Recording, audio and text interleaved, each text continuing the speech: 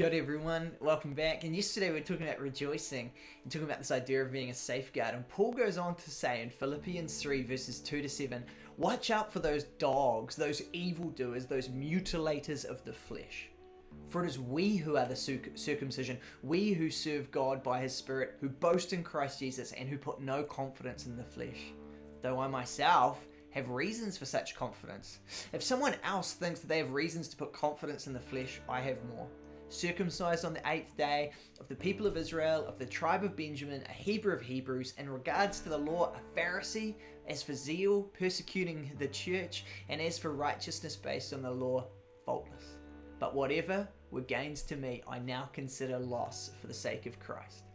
See, in yesterday's text, Paul was telling us to rejoice in the Lord, and this was part of our safeguard, which makes you think, what was he worried about the church in Philippi? What did they need protection from? You know?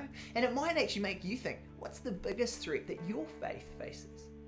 I think if you were to ask your average Christian today, they'd probably point to some of the big vices out there. They might point to pornography and the sexual revolution. They might talk to relativism and this mood in the air that truth is whatever you think it is.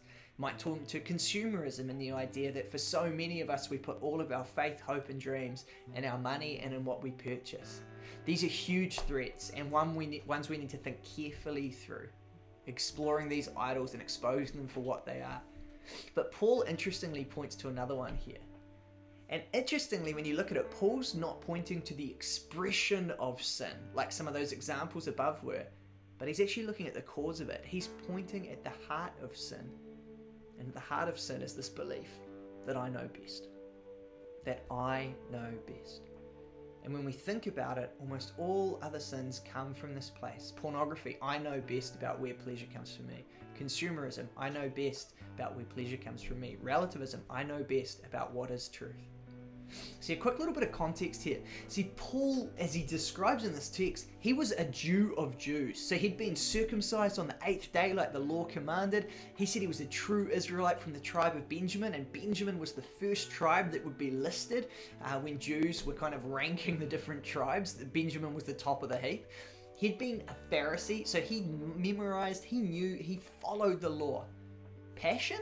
He'd been out there like trying to crush the church. He was more passionate than anyone else. His outward appearance was absolutely faultless. If anyone had watched him and observed his life, they'd see he didn't break the law. From the outside, he showed himself blameless. And then Paul met Jesus. And you can read about that in Acts as he meets Jesus on this road to Damascus, and all of this, his ancestry, his Jewishness, his passion for the law, his own righteousness, he considers loss. This word here, it actually even means dung. He considers it absolute dung, right? And he puts all of his faith in Jesus. It's no longer based on what he can do or what he thinks, but it's on what Christ has done. And then the Spirit tells Paul to go and follow him and start telling people about this good news of Jesus Christ crucified and resurrected so we can be set free. So these little churches would start. But then after Paul had planted these churches, these other groups of people who Paul refers to as the Judaizers, they would come in behind Paul. And they'd go into these churches and they'd preach and tell people Paul had only told them a little bit. So they'd say, if you really want to become a follower of Jesus, you've got to become a Jew. You've got to be circumcised. Jesus was. You've got to devote yourself to the law. You've got to follow all the rules. Then and only then will you be saved. This was what they preached, right? And when you think about it, what were those Judaizers putting their faith in? Jesus plus themselves. They're saying you need to follow the rules. They're saying you need to call the shots. They're saying that you can actually save yourself. Jesus starts it, but you finish it. And really, this is the core of sin, isn't it? A belief that we can call the shots. A belief that we can make the big decisions. And this expresses itself in so many ways, but Paul is livid against this in the church. You know, actually in the Greek, he says, it literally says, watch out for these dogs, watch out for these evildoers, watch out for these mutilators of the flesh. Dogs were despised by Jews. This would be like calling somebody, I don't know, like a jellyfish or a weasel or something today. They were just these scavengers here. Evildoers, this is what a Jew would hate to be called. They wanted to be people who are righteous. Paul says, these people are evildoers.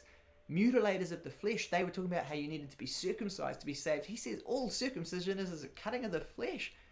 Do you hear Paul's strength here? Paul is saying, if you're putting your faith in your ability to keep rules, watch out.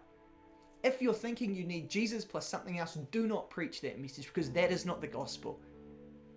In this group are people, in this group here, in Pilgrims, or these people where you're watching around the place, I honestly believe watching these videos are people who are going to go on to be elders and pastors, church leaders, church planters. Can I just encourage you, make sure you're focused on Jesus and what he has done. Make sure your identity is grounded on Jesus and who he says you are. See, faith in ourselves, in our religious performance, and how well we've memorized the Bible or done X, Y, and Z, it leads to sin.